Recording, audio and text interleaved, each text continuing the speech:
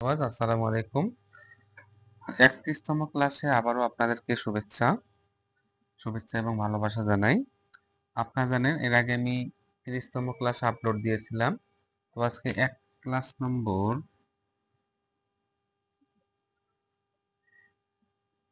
31 আজকে আমি আপনাদের সামনে আলোচনা করব ওয়ান্ট। কোথায় আমরা ওয়ান্ট ব্যবহার করব? বাংলা বাক্যে দেখবেন সবসময়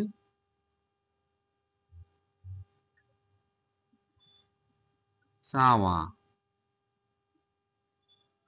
এই ভার্বটির সাবজেক্ট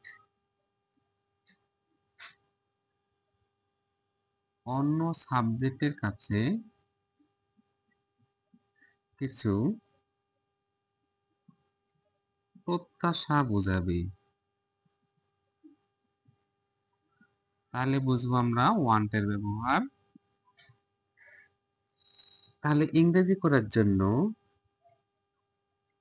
প্রথমে আমরা সাবজেক্ট বসাবো, তারপরে বসাবো ওয়ান্ট, তারপর বসাবো অবজেক্ট, তারপরে টু প্লাস ভার। তাহলে আমাদের বাক্য গঠন হয়ে যাবে। যেমন আমি চাই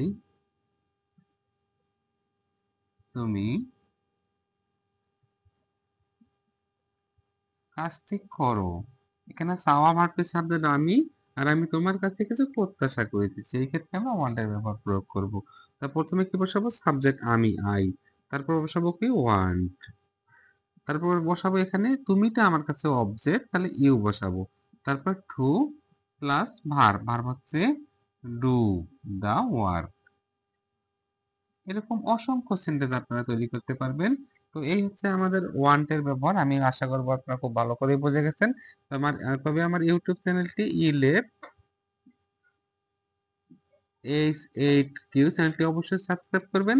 তবে সীতাকুণ্ডের আশেপাশে যারা আছেন বা সীতাকুণ্ডে আছেন 01723148922 এই নাম্বারে যোগাযোগ করে সরাসরি আমার সাথে দেখা করতে পারবেন। আসসালামু আলাইকুম।